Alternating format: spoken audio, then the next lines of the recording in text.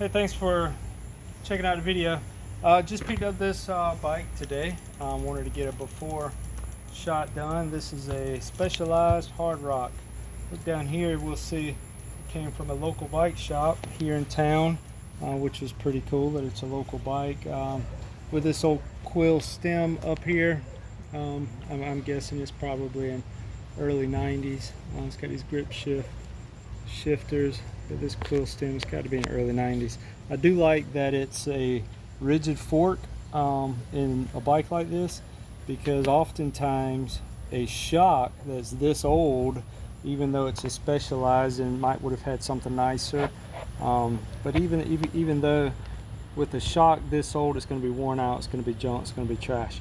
But you get a bike like this, an old 26-inch mountain bike that has a rigid fork, then you can build something cool. You can build you a you can do lots of things, and that fork is still good. So that's something to look for.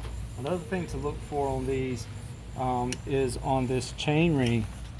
If I pull this cap off, we'll see that underneath here, this is, let's see, oh, this one's riveted, this one's not bolted jack. So if this was bolted, we'd be able to take this apart a lot easier to make it a single speed. I still may do it a single speed, but we'll just have to change our ideas a little bit on what we do. Whether we may still use this middle chain ring and may leave them all on there, depending on what we do with the bike. What I think we're going to be doing with the bike, I got it really cheap, so I don't want to spend a lot of money on it, but I want to get it going and want to get it riding. And usually the easiest way to do that, I've done it in some other videos you'll see, is to take all these old derailleurs off, and instead of spending a bunch of money on this stuff, I'll just switch it to a single speed bike, get it running good. I've got an old Gary Fisher that we did that too, and it was a great bike for a few years. I just recently went back to a 1x8 on that Gary Fisher, a nice 1x8 setup, and you can see that video. But just to get it started, get it running, so a kid somewhere can ride it. I've got some kids in mind for this one. We're just going to single speed it. I've got a single speed kit that'll replace this cassette back here with just some spacers and one cog. So that's probably what we're going to do, instead of trying to mess with this stuff. I may see what it'll do. I may see if I can get these shifting, but if it's any trouble, I'm just going to get rid of these derailleurs.